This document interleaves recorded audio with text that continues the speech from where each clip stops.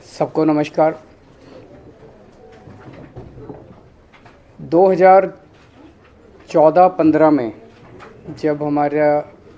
जब हमने पहला बजट पेश किया था, वो लगभग 31,000 करोड़ रुपए का बजट था। आज जो बजट पेश किया गया 7 साल के बाद, ये लगभग 76,000 करोड़ का बजट है। 7 साल में ये बजट 2.5 गुना हो गया। ये आज हमारे देश में अगर हम सारी राज्य सरकारें देखें, केंद्र सरकार देखें, ये किसी चमत्कार से कम नहीं है।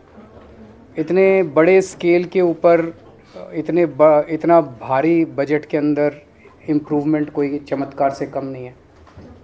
ये केवल और केवल एक ही कारण से हुआ, क्योंकि हमारी पार्टी एक कट्टर ईमानदार पार्टी है। हमारी सरकार कट्टर ईमानदार सरकार है, और उस ईमानदारी का नतीजा है कि बजट ने इस किस्म से छलांग ली है। हमने 7 साल के अंदर अननेसेसरी एक्सपेंडिचर को ख़त्म किया, भ्रष्टाचार को ख़त्म किया, रेवेन्यू के अंदर जो लीकेजेस थी, एक्सपेंडिचर में जो लीकेजेस थी, वो सब ख़त्म की। और उसका नतीजा है कि आज दिल्ली के लोगों को इतने बड़े बजट का फ़ायदा मिलने वाला है। हमारा मानना है कि आज एक आम आदमी के सामने इस देश में 2 सबसे बड़ी समस्याएं हैं, रोज़गार और महंगाई। और इसको लेके अभी जैसे पंजाब में हमारी सरकार है, पंजाब में हमारी सरकार ने सरकार बनते ही 25,000 नई सरकारी नौकरियों का ऐलान किया, जिसका 1 महीने के बाद जिनकी भर्ती होने वाली है। 35,000 कच्चे कर्मचारियों को पक्का करने का ऐलान किया पंजाब में। आज दिल्ली में जो बजट पेश किया गया है, अगर उसको मैं मोटे मोटे तौर पे बहुत ब्रॉडली देखूं, तो इन 2 समस्याओं का समाधान, रोज़गार और महंगाई, इन 2 समस्याओं का समाधान आज ये बजट दिल्ली के लोगों के लिए करता है। इतने बड़े स्केल के ऊपर, इतने क्रिएटिव और इनोवेटिव तरीके के साथ, मुझे नहीं लगता रोज़गार पैदा करने के लिए, मुझे नहीं लगता आज तक कभी भी किसी भी सरकार ने प्रयास किया है जो आज इस बजट के ज़रिए किया गया है। पिछले 7 साल में दिल्ली सरकार ने लगभग 12 लाख रोज़गार दिल्ली के युवाओं के लिए तैयार किए। इनमें 1,78,000 रोज़गार सरकारी सेक्टर में थे और लगभग 10 लाख रोज़गार प्राइवेट सेक्टर में थे। 12 लाख रोज़गार पिछले 7 साल के अंदर दिल्ली में आम आदमी पार्टी की सरकार ने तैयार किए। आज जो बजट पेश किया गया है, ये बजट अगले 5 साल के अंदर 20 लाख नए रोज़गार तैयार करने का लक्ष्य रखता है। ये बात कहने के लिए भी हिम्मत चाहिए कि हम अगले 5 साल में 20 लाख रोज़गार देंगे। ये कोई चुनावी वादा नहीं है, आज कोई चुनावी सभा नहीं थी। आज विधानसभा के अंदर बजट रखा गया और बजट में 20 लाख रोज़गार तैयार करने का एक पूरा खाका देश के सामने रखा गया। ये बहुत ही बोल्ड बजट है, बहुत ही इनोवेटिव बजट है, और इसके लिए मैं मनीष सिसोदिया जी को और उनकी पूरी टीम को बहुत बहुत बधाई देता हूँ। यही आज लोगों की सबसे ज़्यादा ज़रूरत है। कोरोना की वजह से बहुत सारे जॉब्स चले गए, हर घर के अंदर तकलीफ़ है, लोगों के पास नौकरियां नहीं हैं, लोगों के पास जॉब्स नहीं हैं।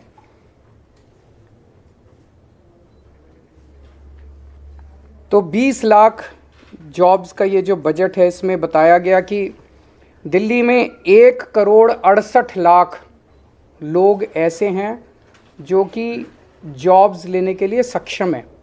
आबादी 1,68,00,000 नहीं है, आबादी तो 2 करोड़ के ऊपर है, लेकिन उसमें बच्चे हैं। ये 1,68,00,000 लोग टोटल हैं who are fit to take up jobs.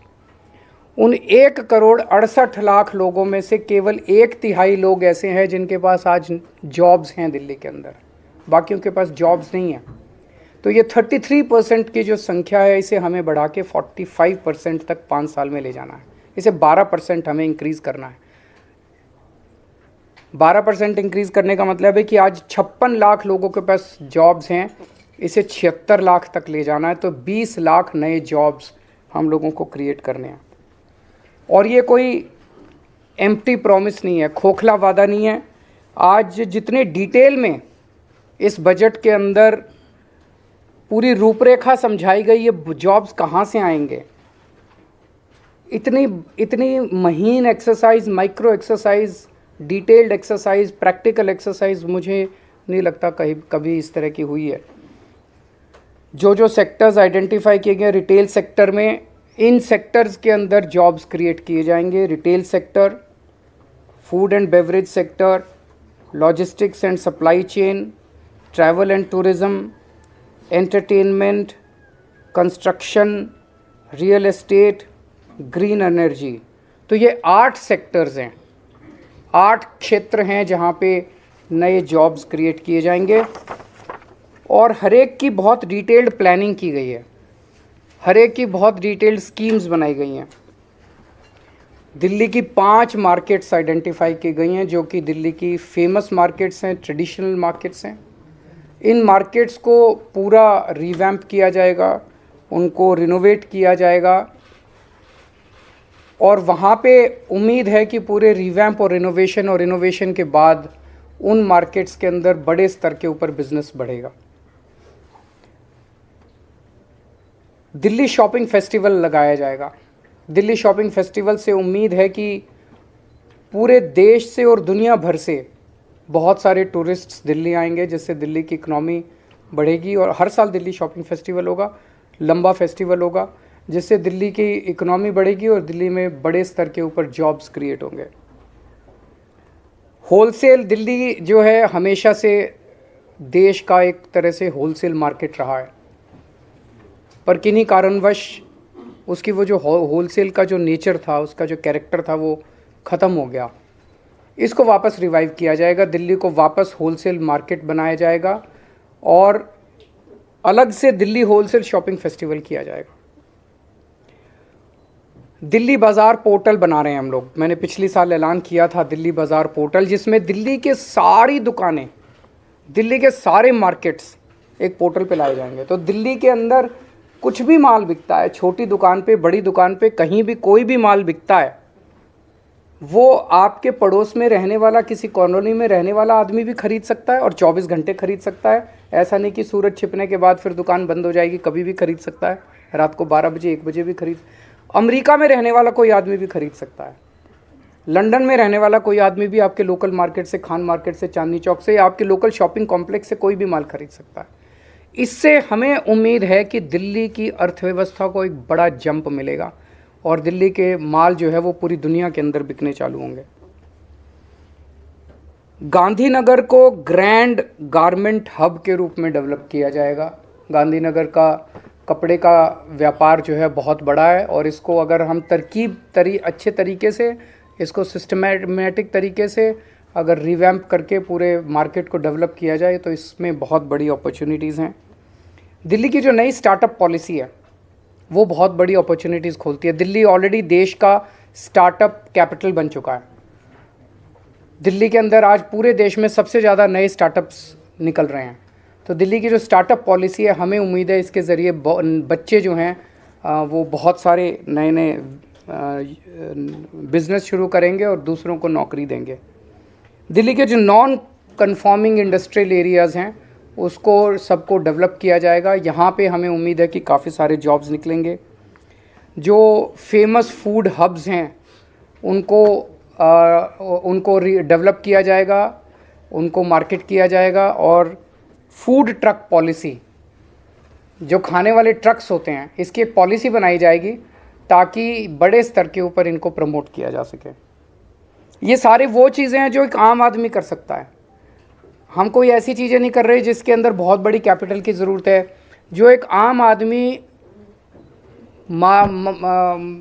छोटा आदमी थोड़ी से कैपिटल से, छोटी कैपिटल से अपना बिजनेस शुरू कर सकता है। ये सारी चीज़ें, क्लाउड किचन क्लस्टर्स की स्थापना की जाएगी, इलेक्ट्रॉनिक सिटी बनाई जाएगी, e vehicle, solar energy, urban farming, इसके ज़रिए ऑलरेडी दिल्ली ईवी कैपिटल बन चुका है देश का। दिल्ली फिल्म पॉलिसी जो बनाई गई है, हमें उम्मीद है इसके ज़रिए बहुत सारे जॉब्स क्रिएट होंगे। रोज़गार बाज़ार पोर्टल जो हमने बनाया, रोज़गार पोर्टल जो बनाया था हमने पिछली साल, जैसे ही हमने शुरू किया उसमें 10 लाख के करीब जॉब्स निकले थे। इसका सेकंड वर्जन बनाया जा रहा है। तो इस तरह से ये जो 20 लाख जॉब्स का एक एक के सामने लिखा है कि ये करने से इतने जॉब्स क्रिएट होंगे, ये करने से इतने जॉब्स क्रिएट होंगे, ये करने से, ये पूरा डिटेल्ड प्लान आज देश के सामने रखा गया। दूसरी सबसे बड़ी समस्या लोगों के सामने है महंगाई की। महंगाई बहुत ज़्यादा बढ़ गई है, एक आम आदमी को अपना घर चलाना मुश्किल हो गया है। इसमें भी बहुत सारी चीज़ें ऐसी हैं जो दिल्ली के लोगों को, केवल और केवल दिल्ली के लोगों को मिल रही है और वो जारी रहेंगे। आज दिल्ली के अंदर सरकारी स्कूल बेहद शानदार हो गए हैं, शिक्षा फ्री है, कोई पैसा देने की ज़रूरत नहीं है, पूरी की पूरी शिक्षा फ्री है। ढेरों लोग अपने बच्चों को प्राइवेट स्कूल से निकाल के सरकारी स्कूलों में भर्ती करा रहे हैं, ढेरों लोग। इस साल 4.25 लाख लोगों ने 4.25 लाख लोगों ने प्राइवेट स्कूल से निकाल के सरकारी स्कूलों में भर्ती कराए हैं। अगर आपके घर में 2 भी बच्चे हैं पढ़ने वाले और प्राइवेट स्कूल में पढ़ते हैं, तो अगर 3-4 हज़ार 5 हज़ार रुपये तो एक बच्चे की फ़ीस आई जाती है। तो 10,000 रुपये पर मंथ एक आम आदमी का महंगाई के, इतने महंगाई के ज़माने में बच गया, स्कूल का ही बच गया। बहुत बड़ी बात है। हेल्थ के क्षेत्र में दिल्ली अकेला देश, पूरे देश के अंदर दिल्ली अकेला राज्य है जहाँ पे हर आदमी, चाहे अमीर हो चाहे गरीब हो, उसका पूरा इलाज मुफ्त है। अगर आपको थोड़ा सा बुखार हुआ, मोहल्ला क्लिनिक जाइए, आपको डॉक्टर दवाई देगा, डॉक्टर भी फ्री, दवाइयाँ भी फ्री, टेस्ट भी फ्री, सब कुछ फ्री। अगर आपको कोई बहुत बड़ी बीमारी हो गई जिसमें 20 लाख 30 लाख 40 लाख का खर्चा आता है, आप जीटीबी जाइए, एलएनजेपी जाइए, जीबी पंत जाइए, दिल्ली सरकार के 38 बड़े बड़े हॉस्पिटल है, किसी में भी जाइए, सारा इलाज फ्री है। सारा पैसा दिल्ली सरकार देगी, आपसे पूछा नहीं जाएगा आप अमीर हो कि गरीब हो, बीपीएल के कार्ड की ज़रूरत नहीं है। आप अगर कोई टेस्ट कराना है, एमआरआई कराना है, सीटी स्कैन कराना है, जो भी कराना है, दिल्ली सरकार के हॉस्पिटल्स में फ्री है। हॉस्पिटल में टेस्ट ना हो पाए, आप प्राइवेट में करा लो, सारा रिम्बर्स किया जाता है। इस तरह की हेल्थ सिक्योरिटी जो है, मुझे नहीं लगता देश तो छोड़ो, दुनिया में कहीं इस किस्म की हेल्थ सिक्योरिटी कहीं किसी भी राज्य के सिटीजन्स को दी गई है। ये अब जैसे आज वित्त मंत्री, उप मुख्यमंत्री जी ने कहा कि हेल्थ एक ऐसा सेक्टर है जो लोगों को गरीबी में धकेल देता है। कोई घर में बीमार हो गया, बड़ी बीमारी हो गई, सब कुछ बेचना पड़ जाता है, सब कुछ ख़त्म हो जाता है। वो दिल्ली के लोगों को चिंता करने की ज़रूरत नहीं है। बहुत बड़ी सिक्योरिटी है, शिक्षा की सिक्योरिटी, हेल्थ की सिक्योरिटी। तो लोगों को महंगाई से और चीज़ें जो हमारे कंट्रोल में नहीं है वो तो हम कुछ नहीं कर सकते, लेकिन जो हमारे कंट्रोल में है वो तो हम कर रहे हैं। तीसरी, बिजली। आज दिल्ली के 73% जनता को फ्री बिजली मिलती है, 24 घंटे बिजली मिलती है। बहुत बड़ी बात है। मैं कई राज्यों से होके आया हूँ, 5-5 हज़ार, 10-10 हज़ार, 15-15 हज़ार रुपये लोगों के बिजली के बिल आ रहे हैं हर महीने। यहाँ पे लोगों के बिजली के बिल 0 आते हैं। महंगाई के ज़माने में ये बहुत बड़ा सपोर्ट है। पानी फ्री मिल रहा है लोगों को। दूसरे राज्यों में आप चले जाइए, दूसरे राज्य क्या, दिल्ली के अंदर भी हमारी सरकार बनने के पहले मैं जब घूमा करता था, लोगों के 5-5 हज़ार, 10-10 हज़ार रुपये के महीने के बिल आया करते थे। अब लोगों के 0 बिल आ रहे हैं। पानी की व्यवस्था हो रही है। अब 24 घंटे पानी करेंगे, उसके ऊपर भी काम कर रहे हैं। केवल पानी फ्री नहीं, पानी नहीं आए तो फ्री पानी का क्या फ़ायदा है। तो पानी भी 24 घंटे आया करेगा, इसकी भी हम लोग व्यवस्था कर रहे हैं। और महिलाओं को फ्री ट्रांसपोर्ट। ये 5 चीज़ें बहुत बड़ी हैं। शिक्षा फ्री, स्वास्थ्य फ्री, बिजली फ्री, पानी फ्री, ट्रांसपोर्ट फ्री। इन 5 चीज़ों से दिल्ली के एक आम आदमी की ज़िंदगी को थोड़ा सा सहारा दिल्ली सरकार देने का काम करती है। तो एक जो अच्छी खबर, दिल्ली की जितनी कच्ची कॉलोनियाँ हैं, कच्ची कॉलोनियों में मैं जब भी जाता हूँ, नरक की ज़िंदगी है लोगों की। एक बारिश आ जाए तो पूरा कीचड़ ही कीचड़, सारी नालियाँ बाहर वो बहने लग जाती हैं। 31 मार्च 2023 तक दिल्ली की सारी कच्ची कॉलोनियों के अंदर सड़क, नाली, पानी की पाइपलाइन और सीवर की पाइपलाइन का काम ख़त्म कर दिया जाएगा। कुछ कॉलोनियाँ बच जाएंगी जो फॉरेस्ट की वजह से ASI की वजह से, इन वजह से उनको परमिशन नहीं मिल पा रही। 100-125 कॉलोनियाँ बच जाएंगी। उसके अलावा दिल्ली की सारी कच्ची कॉलोनियों में ये 4 चीज़ों का काम पूरा हो जाएगा। मैं समझता हूँ इससे दिल्ली की कच्ची कॉलोनियों में लोगों को बड़ी मदद मिलेगी, सहायता मिलेगी और लोग इज्जत की ज़िंदगी जी सकेंगे।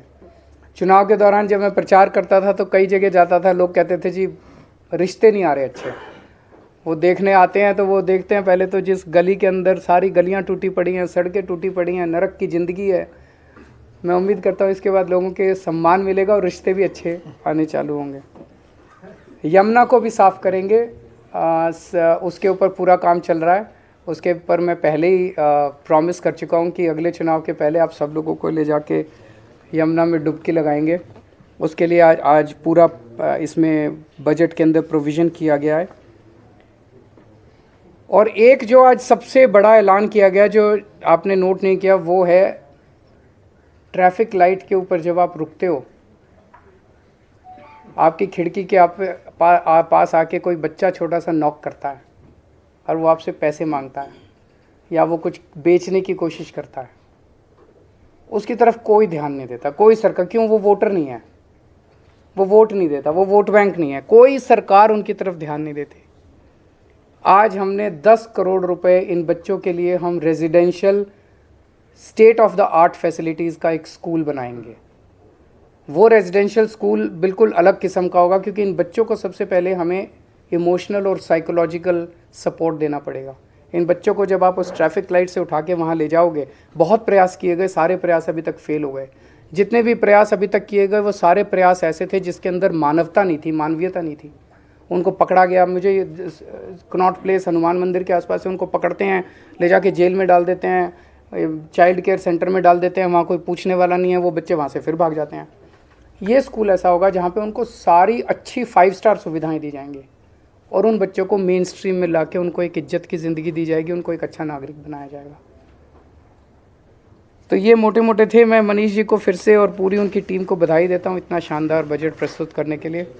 अगर आपके कोई प्रश्न हैं तो। दिल्ली में एजेंसीज की बहुत अहम भूमिका है और जो कल संसद में हुआ उस पर आपकी क्या प्रतिक्रिया है, क्योंकि कारोबार एजेंसियों से जुड़कर ही हो पाएगा दिल्ली में, तो उस स्थिति को आप किस तरह से समझ पा रहे हैं? MCD की क्या भूमिका रहेगी आने वाले दिनों में? आपका जो बजट है क्या उससे भी जोड़कर देखा जाएगा? नहीं, ज़रूर देखना चाहिए। देखो, सारी एजेंसीज के अंदर अगर तालमेल होगा तो तरक्की होगी। सारा शहर भी तरक्की करेगा, राज्य भी तरक्की करेगा, देश भी तरक्की करेगा। अगर तालमेल नहीं होगा तो तकलीफ़ें आएंगी, पर 7 साल में बहुत तकलीफ़ें आई, तो जब पुरानी तकलीफ़ें झेल ली तो आगे वाली भी तकलीफ़ें झेल लेंगे। Sir, you promised 20 lakh jobs in 5 years. So how many jobs are you planning to create in 1 year? And one thing I noticed is that it's all in the informal sector. Our experience in Delhi shows that these jobs are not something that you can really depend upon. So what is the kind of job that you're creating? What is the kind of salary? पहले तो आप कह रहे हो कि तो 20 लाख 5 साल में, तो 20 divided by 5 4 lakh jobs you should expect in the next 1 year. मोटे मोटे तौर पे देखो, इस टाइम थ्योरेटिकल तौर पे ऑर्गेनाइज सेक्टर, अनऑर्गेनाइज सेक्टर, ये वो कहना बड़ा वो है। एक आदमी को तो यार नौकरी चाहिए और घर में शाम को पैसा चाहिए, महीने के अंत में पैसा चाहिए, किसी सेक्टर में मिल जाए। तो अभी तो ये है कि इकोनॉमी की हालत बहुत ज़्यादा ख़राब है और स्पेशली लोअर तबके की हालत तो बहुत ही ज़्यादा ख़राब है। अभी तो वो लोग आदमी ये सोचता है यार कहीं भी कुछ भी नौकरी मिल जाए और घर का खर्चा चल जाए। तो अभी तो ये है कि सब लोगों को नौकरी मिले, फिर इसको और इम्प्रूव करेंगे, क्वालिटी ऑफ जॉब्स भी इम्प्रूव करेंगे। अभी तो quantity is the biggest factor, the quality will also, we will keep on working on the quality also. Labor laws are very weak in the country, sir. Even if you have a permanent job, it won't stay as permanent. We will work on that. So you had invited suggestions from general public to be included in the budget. How many of those suggestions you find really good and were included, have been included in the budget? इसमें हमने जब budget में suggestions मांगे थे तो अलग अलग तरीके के सजेशंस आए थे। डिमांड्स कम, सजेशंस कम, एडवाइजेस बहुत कुछ आया था। और इसमें लगभग एक सेंस ऑफ द सजेशंस आपको बोलूं तो कहीं ना कहीं उसी में ये डिमांड थी कि हमें आप बजट बनाओ तो रोज़गार की बात करो, आप हमें इकोनॉमी को आगे बढ़ाने की बात करो। कोविड ने हमारी कमर तोड़ दी है, तो अगर आज इस बजट का ओवरऑल सेंस आप कहें तो वहीं से निकला है, क्योंकि हम एजुकेशन पे, ग्रीन बजट और इन सब पे बात कर चुके, हेल्थ पे बात कर चुके थे। लोगों ने यही हमें कहा कि आप, और जो हमने पूरा रिटेल मार्केट को लेके जो पॉलिसीज़ बनाई हैं ये लोगों के बीच से ही निकल के आए। और उसके बाद हमने उन जो भी सजेशंस आए थे उनके बाद हमने उन सजेशंस के फर्दर सेक्टर्स पे पूरी स्टडी कराई। हम मार्केट के एसोसिएशन से हमारी टीम्स जाके मिली, सजेशंस के बेस पे अलग अलग गांधीनगर से लेके कमला नगर और जितने भी मार्केट्स दिल्ली में फेमस हैं, क्लाउड किचन के लोगों से हम लोग जाके मिले, उनके साथ में उनका पूरा स्ट्रक्चर समझा, उनकी प्रॉब्लम समझी, सरकार का इंटरवेंशन कहाँ चाहिए और वो कितने जॉब्स क्रिएट कर सकते हैं। तो जो भी आज बोला वो सजेशंस ही उसका आधार बने। आप खुद देख सकते हो कि जितने डिटेल के अंदर आज बजट में एक एक चीज़ एक्सप्लेन की गई है वो विदाउट पीपल्स पार्टिसिपेशन हो ही नहीं सकती थी। एक एसी बंद कमरे में बंद बैठ के इस तरह की डिटेल्ड एक्सरसाइज हो ही नहीं सकती है। Sir, you had spoken about the new startup policy where you're going to ensure that the entrepreneurs are going to focus on their ideas and you will take care of the rest of the issues. So are you planning to give a single window system in Delhi as well? Is there anything on those lines? Yes.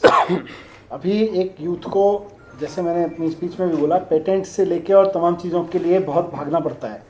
तो पहली बात तो जैसे sir ने बहुत सारी चीज़ों को डोर स्टेप डिलीवरी पे ला दिया और बहुत सारी चीज़ों को फेसलेस कर दिया है, तो वैसे ही आज स्टार्टअप में जिस जिस चीज़ की एक यूथ को ज़रूरत है उन सबको या तो सिंगल विंडो या मैक्सिमम बहुत सारी चीज़ें डोर स्टेप पे उपलब्ध हैं, उसके लिए फेसलेस हो गई हैं, तो उसी रूप में रखेंगे, किसी को भटकना ना पड़े। और सरकार की जो एक तरह से मैनेजमेंट यूनिट होगी इस स्टार्टअप को करने के लिए, इंक्यूबेशन सेंटर या इंक्यूबेशन सेंटर को चलाने की प्रोजेक्ट मैनेजमेंट यूनिट्स होंगी, वो इस जिम्मेदारी को ज़्यादा निभाएंगी। सर मेरे सवाल है इससे अलग है, बजट से अलग। परसों मुख्यमंत्री जी ने भाषण दिया विधानसभा में, काफ़ी पसंद भी किया गया, सोशल मीडिया पे खूब वायरल भी हो रहा है, लेकिन बीजेपी इसको लेके काफ़ी हमलावर है। वो कह रही है कि आपने कश्मीरी पंडितों का मजाक उड़ाया, उनके दर्द के प्रति संवेदनहीनता दिखाई है आपने। देखो, पिछले 20-25 साल में जब से कश्मीरी पंडितों का पलायन हुआ तब से केंद्र में 13 साल बीजेपी की सरकार रही, उसमें पिछले 8 साल से केंद्र में बीजेपी की सरकार है। इस दौरान एक भी परिवार, कश्मीरी पंडितों का एक भी सिंगल परिवार, क्या वो जाके वापस वहाँ पे रिहैबिलिटेशन हुआ है उसका?